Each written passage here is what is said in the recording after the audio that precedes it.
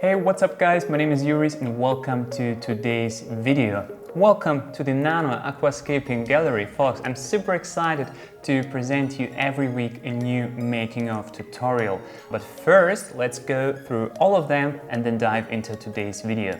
Here on the very right side we have the 15 by 15, 25 centimeter, this tall DOOA Neo Glass container with Wabi Kusa, which is the topic of today's video. Next we have this shallow 20, I don't know, 8 centimeters I think, this shallow terrestrial moss iwagumi with a beautiful sansui stone. In the middle we have the Botanica Boutique Centauri, which is a moss terrarium, super cool product from Australia. Cannot wait to show you the making of process of this one. Here we have next the 20 centimeter cube, the dry start diorama that I showed you first, and since the 4-week update video the Monte Carlo has grown more, so I think I have to trim it again very soon, but the more I look at it the more I love it. So far so good, dry start going well. Over here we have the mini pond project, and this one I showed you last, so just a few days ago you've seen the making of video and the 5 weeks update. Not so much new has happened here. Just looking forward to see the Hygrophila araguaia flowering and the Mordania Kaysak to kind of recover from the trimming. And now, without any further ado, let's dive into today's tutorial, which is the Wabi Kusa tank, because you voted for this one. And make sure to stay till the very end, because there you can vote between the Sansui Stone Iwagumi and the Botanica Boutique in the comments below. Or why waiting until the end, guys? Do it right now, drop a comment down below. This is number 3, this is number 4. Drop a comment down below which video you want to see next, the making of. And now, up to the Wabi Kusa tank. Here we have the DOOA Neo Glass 15x15x25 centimeter. This one is a pretty tall container. There is one even 5 centimeters taller, but when I for the first time visited the DOOA Nature Aquarium gallery in Japan, which was I think 2017, I have seen some sort of AquaDecor, aquatic plants growing on Hardscape materials.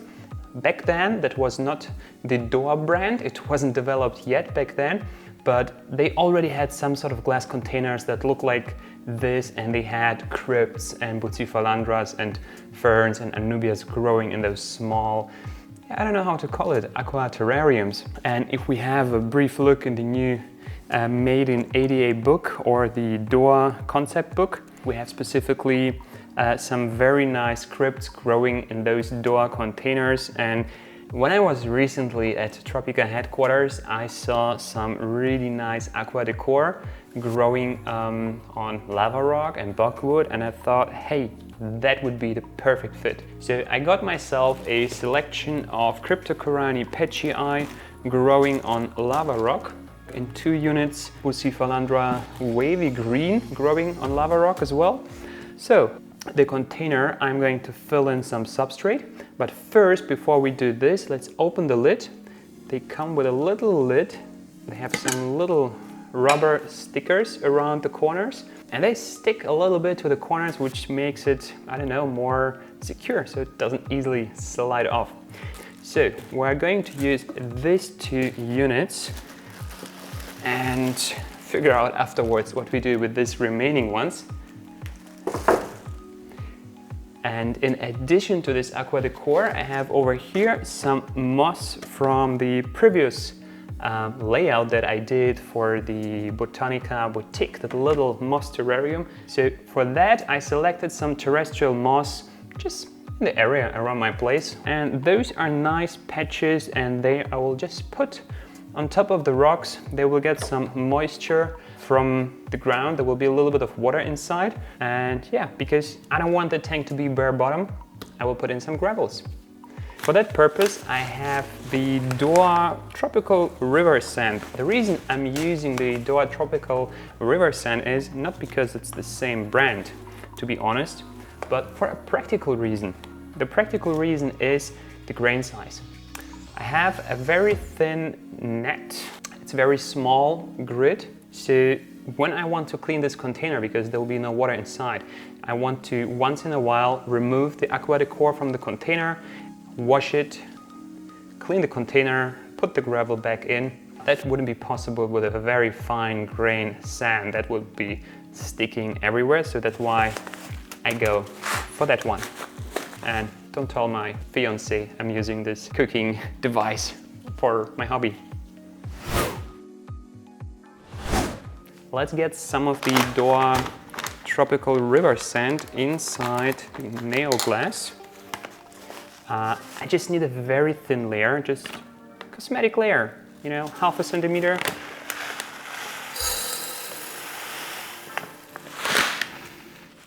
Ooh, a little bit dusty, of course. They recommend pre-washing it, but I am a little bit lazy, so I don't like pre-washing my cosmetic sand, and it's not going to be filled with water all the way up anyway, so I'm not worried about water getting cloudy. And to be honest, guys, outside of the bag, the DOOA river sand looks actually really nice. I like the grain size and the color, or the grain mix, you know, some smaller, bigger units in here. So that looks kind of leveled. That's fine for our purpose. And now let's take the AquaDecor out of the bag.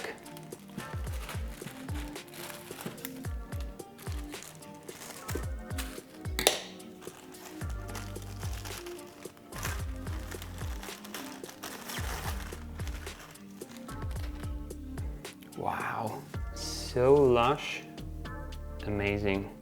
Really like it.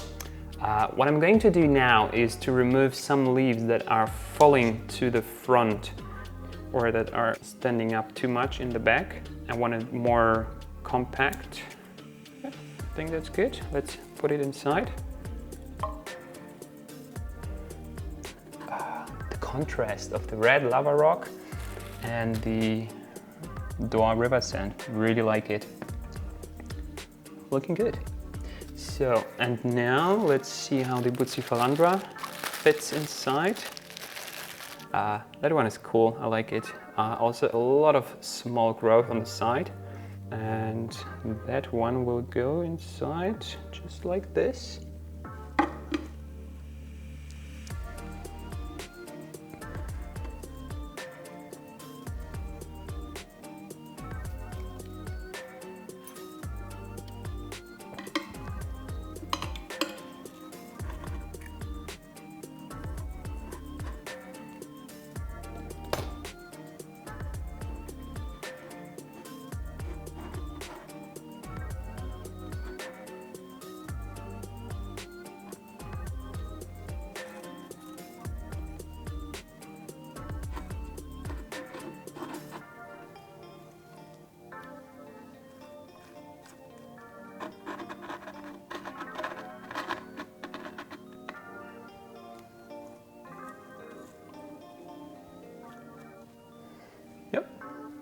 I can call it done.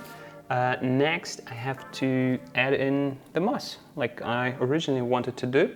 I just see right now I probably got myself too much moss, so let's take some small portions of it. I need the tweezers to carefully position it on the right spot, and I'll try to keep it just close to the root structure, so it can grow from there towards the front of the rock. Just pressing it in place a little bit.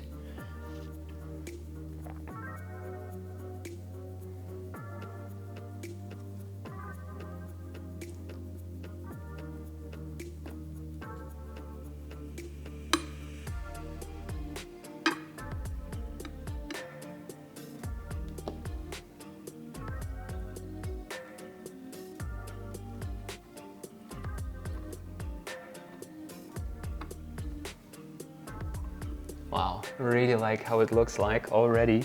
Like a little mossy island like you could find it somewhere in Borneo, I don't know. I would really love to once travel and find all these plants growing in nature.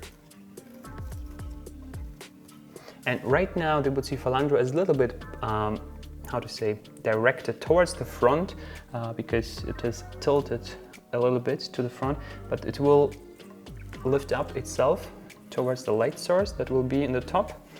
And yeah, the other side of the hill, I want to add a little extra moss. So we can take it apart here.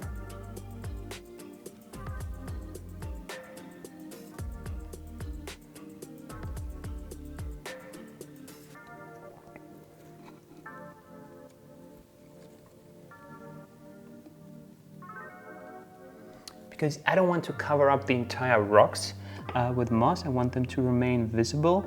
So by adding just a little bit of moss here towards the base, it is going to spread out from there and grow in naturally. A little bit there.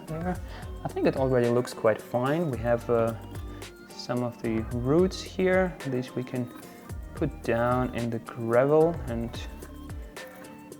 to make them a little bit invisible. Okay, that is looking fantastic. Those plants dry out super quick. For that reason, give them a little spray with RO water, also to avoid calcium stains on the glass. And yeah, I think I'm almost done. Or do I want to add some extra moss in the back? No, I think the back corner is quite shadowed, and it's anyway the back side of the aquarium, so I'm not adding anything to the back. Just those little pieces of moss on top of the rocks here. And yeah, I would say we're done with this one. Super easy.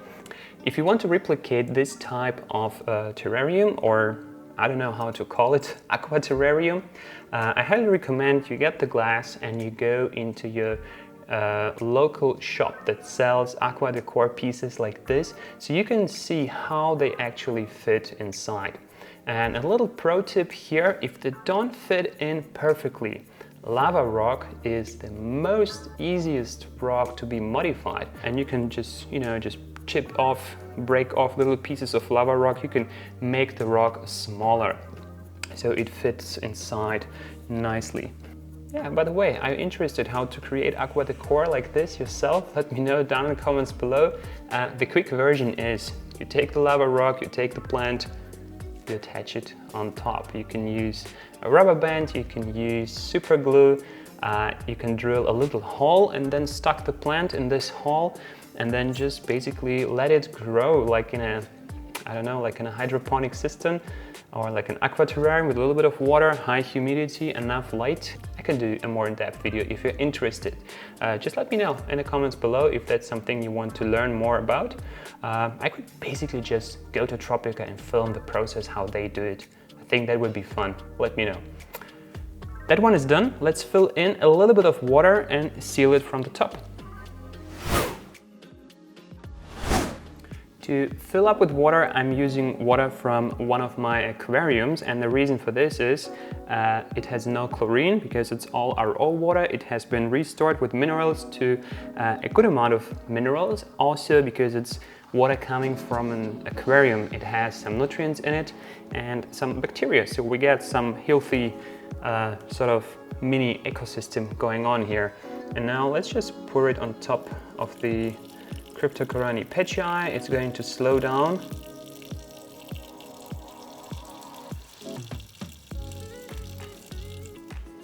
So just enough water to barely cover the sand, or a little bit more.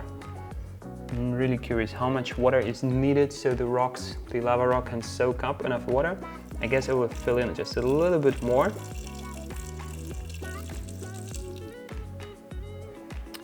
Is this enough? I think so. Yeah, that must be enough for the moment. And now give it a last spray with RO water so the plants are moistured. And then let's seal it from the top with the custom lid.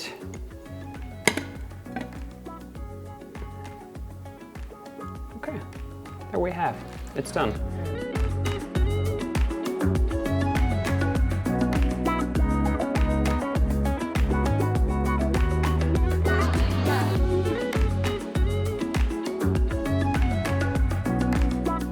So guys, time to take a closer look on what has happened in the past 5 weeks. Has it grown?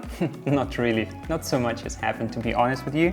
Yes, I did trim a few Cryptocoryne leaves here and there, and also some Bucephalandra leaves that, I don't know, were out of balance. But other than that, you know, removed a few leaves here, a few new leaves have grown here and there, but more or less it looks the same. But that's the beauty of this setup. You have an instant sort of effect when you put it inside. The only thing you have to do is just choose the right side, AquaDecor. But what has grown is the Bucephalandra flower. We can see one flower here in the front. It literally just popped open today while I was filming this video, and there is another flower coming in the back, so super cool flowering Bucephalandra in here. And also those tiny baby Bucephalandras, they have grown a little bit. The moss is doing fine here at the bottom, below the crypt is super nice, lush and green. The one underneath the Bucephalandra unfortunately has turned a little bit of brown, so I'm considering to replace it for some fresh moss. I still have some remaining from the making of. It simply lives in those plastic trays in my basement. The crypt is not flowering yet, and this is something I would love to see. I have never had a Cryptocoryne flowering, but yeah, for this you have to keep the crypt immersed. So yeah, gonna keep this one here and keep my fingers crossed, and if you guys hit the like button like super hard and we get 10,000 likes, hopefully then the crypt is going to flower. No, just joking. However, yeah, that kind of summarizes what has happened meanwhile. Speaking about maintenance, super easy. So for a setup like this, you don't need a light. This DOOA Flat Nano is here just for filming purpose. That one was sitting on my windowsill, getting some sunlight, natural daylight really is enough for the crypt and for the Bucephalandra. So what I've been doing, maybe every other day, I would just open the lid and give it a little spray with the DOOA Wabikusa mist. You know, some nutrients, some little spray here and there, but also I would make a water change. To do so, I'm using a little jar and an air tube. And how this works, you already know from the mini pond maintenance video. So I would drain the water and refill with fresh tap water, and the tap water would receive a little dosing here of the Suikei Liquid, which is the dedicated DOOA fertilizer, but you could literally use any kind of all-in-one fertilizer. So I would refill as much water as I need, and the remaining water I would use to water my houseplants or refill the mini pond. Yeah, that kind of wraps up the maintenance on this one, which is super simple, super easy. I think when the gravel becomes dirty, I will just remove the AquaDecor from inside here, toss the gravel and the water in the mesh strainer, give it a good wash and put it back in. Easy. This is it, guys. I hope you enjoyed the making of and the update / maintenance video on this Wabi Kusa tank. Like I said, it is almost an instant result that you can achieve by using the AquaDecor product in this glass. In case you're creating the AquaDecor yourself, then you're going to have a more of a progress in this period of time. For me, it was really just to keep the plants alive and get them flowering. So guys, like I said in the intro, don't forget to drop a comment down below, number 3 or number 4 for which making of video you want to see next. If you enjoyed watching this video, give me a thumbs up and subscribe to my channel if you haven't done so yet, and I'm gonna see you in the next one. Peace.